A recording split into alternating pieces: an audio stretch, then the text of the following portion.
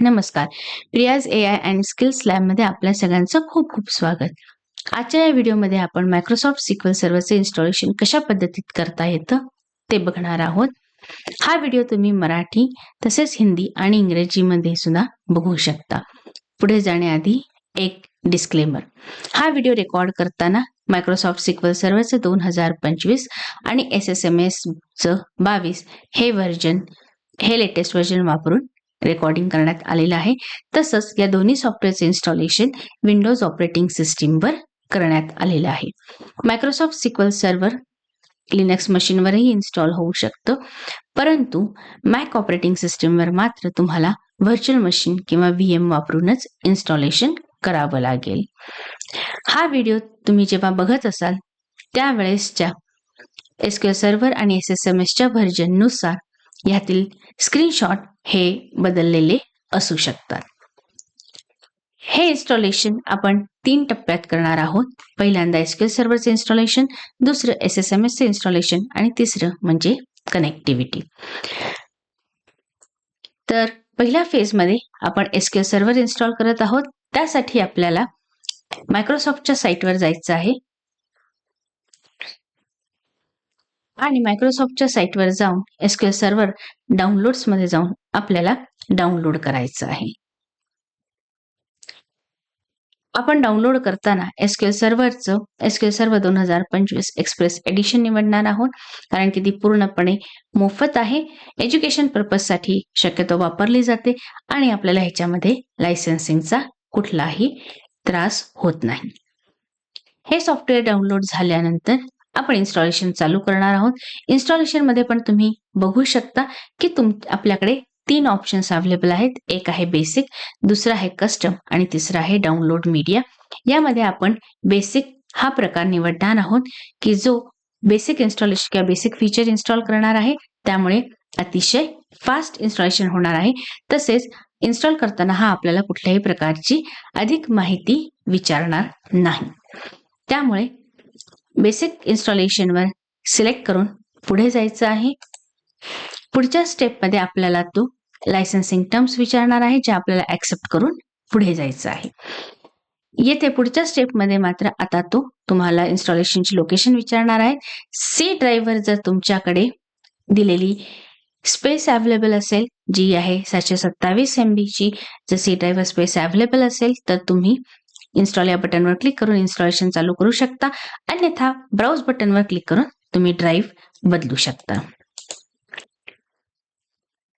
Installation सुरू झाल्यानंतर तो तुम्हाला इन्स्टॉलेशनचा प्रोग्रेस काय असेल, कुठपर्यंत आलाय तो दाखवेल, जिथे तुम्हाला थोडा वेळ थांबून साधारणपणे 60 ते 90 सेकंद थांबून इन्स्टॉलेशन तो कंप्लीट होईपर्यंत वेळ द्यावा लागेल. इन्स्टॉलेशन कंप्लीट झाल्यानंतर आपल्याला फायनली इन्स्टॉलेशन हे सक्सेसफुली कंप्लीट झालेलं आहे हा मेसेज बघायला मिळेल. इथे आपल्याला नोंद करून ठेवायची गोष्ट आहे ती म्हणजे आपल्या SQL सर्व्हरचं नाव. या ठिकाणी इन्स्टन्स नेम किंवा SQL सर्व्हरचं नाव खूप महत्त्वाचं आहे आणि कुठलं फीचर इन्स्टॉल झालेलं आहे, तसंच त्याचा व्हर्जन काय आहे हे आपल्याला रेकॉर्ड करून ठेवायचं आहे. हवं असेल तर तुम्ही ह्या शेवटच्या स्क्रीनचा स्क्रीनशॉटही घेऊन तुमच्याकडे ठेवू शकता. आता SQL सर्व्हरचे इन्स्टॉलेशन झाल्यानंतर सुद्धा आपल्याला ते वापरता येणार नाहीये, कारण आपल्याला त्याच्यासाठी SSMS ची गरज लागणार आहे. आता आपण दुसऱ्या फेजमध्ये हे SSMSचं इन्स्टॉलेशन बघूया. SSMS इन्स्टॉल करण्यासाठीही परत आपल्याला मायक्रोसॉफ्टच्याच वेबसाईटवर जायचं आहे. जसं आपण इथे बघू शकता की आपल्याला इथे learn.microsoft.com/NUS SQL SSMS install ह्या URL वर जाऊन download SQL server management studio installer download करायचं आहे. जसं मी सांगितलं त्याच पद्धतीने आता सध्याचं लेटेस्ट व्हर्जन 22 आहे. तुम्ही जेव्हा इन्स्टॉल करत असाल तेव्हा जे व्हर्जन असेल त्या व्हर्जन प्रमाणे तुम्हाला तो इन्स्टॉलर डाउनलोड करून घ्यायचा आहे. इन्स्टॉलर डाउनलोड करून तुम्ही इन्स्टॉलेशन सुरू केल्यानंतर तुम्हाला व्हिज्युअल स्टुडिओचा इन्स्टॉलरमध्ये तुम्हाला इन्स्टॉलेशन होताना दिसेल आणि हे खूप कॉमन आहे. तुम्हाला या ठिकाणी कंटिन्यू या बटनवर क्लिक करून पुढे जायचं आहे. पुढच्या स्टेपमध्ये परत एकदा तुम्हाला इथे तो लोकेशन विचारेल किंवा इन्स्टॉलेशन लोकेशन विचारेल. तुम्हाला सी ड्राईव्ह किंवा तुमच्याकडे अवेलेबल स्पेस ज्या ड्राईव्हर असेल त्या ड्राईव्हची लोकेशन देऊन इन्स्टॉलेशन सुरू करायचं आहे. इथे मात्र तुम्हाला थोडासा वेळ लागू शकतो. तुमच्या मशीन किंवा तुमच्या लॅपटॉप किंवा तुमच्या कम्प्युटरच्या स्पीड प्रमाणे इथे तुम्हाला साधारण 5 ते 10 मिनिटाचा वेळही इन्स्टॉलेशनला लागू शकतो. हे इन्स्टॉलेशन कंप्लीट झाल्यानंतर साधारणपणे तुम्हाला all installations are up to date अशा आशयाचा मेसेज मिळू शकतो, जेणेकरून आपण आता म्हणू शकतो की आपलं SQL सर्व्हर आणि SSMSचं इन्स्टॉलेशन झालेलं आहे. तिसरी स्टेप म्हणजे कनेक्शन. कनेक्शन करण्यासाठी आपल्याला सर्चमध्ये जाऊन, विंडोजमध्ये सर्चमध्ये जाऊन तुम्हाला SSMS किंवा SQL सर्व्हर मॅनेजमेंट स्टुडिओ असं टाकायचं आहे, जेणेकरून तो SQL सर्व्हर मॅनेजमेंट स्टुडिओ किंवा SSMS लॉन्च होईल.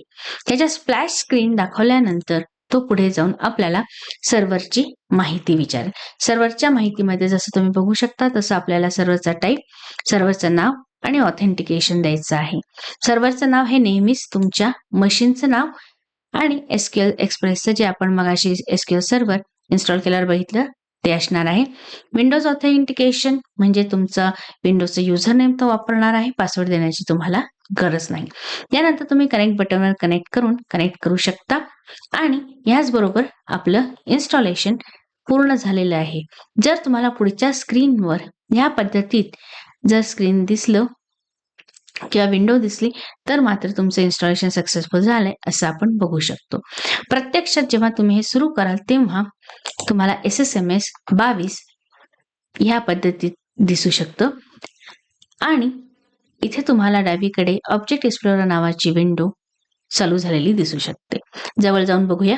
तुम्हाला इथे दिसू शकेल की हा आपल्या सर्व्हरचं नाव इथे दाखवतोय. त्याचाच अर्थ SSMSने आता SQL सर्व्हरशी कनेक्ट करून त्याच्यातनं डेटा घ्यायला सुरुवात केलेली आहे. आता या क्षणी आपल्याकडे कुठलाच डेटा अवेलेबल नाही, त्यामुळे डेटाबेसेसमध्ये तुम्ही बघाल तर ही 2 सध्या फोल्डर्स आपल्याला दिसत आहेत, ज्याच्यामध्ये तो दाखवतोय सिस्टीम डेटाबेसेस आणि डेटाबेस स्नॅपशॉट. जर तुम्हाला प्राथमिक ही माहिती मिळत असेल किंवा ह्या पद्धतीचं स्क्रीन दिसत असेल तर ह्याचाच अर्थ आपलं इन्स्टॉलेशन कंप्लीट झालेलं आहे आणि आपण पुढे जायला तयार आहोत. आता पुढच्या व्हिडिओमध्ये आपण बघणार आहोत ते म्हणजे हे डेटाबेस म्हणजे नक्की काय आहे, त्याच्यामध्ये अजून काय काय गोष्टी आपल्याला लक्षात ठेवायच्या आहेत, तसेच इथे दाखवल्याप्रमाणे ॲडव्हेंचर वर्क्स हा डेटाबेस आपल्याला कुठे मिळेल आणि ह्या डेटाबेसमध्ये नक्की आहे काय आणि SQL आपण कसं वापरू शकतो. तर तोपर्यंत धन्यवाद.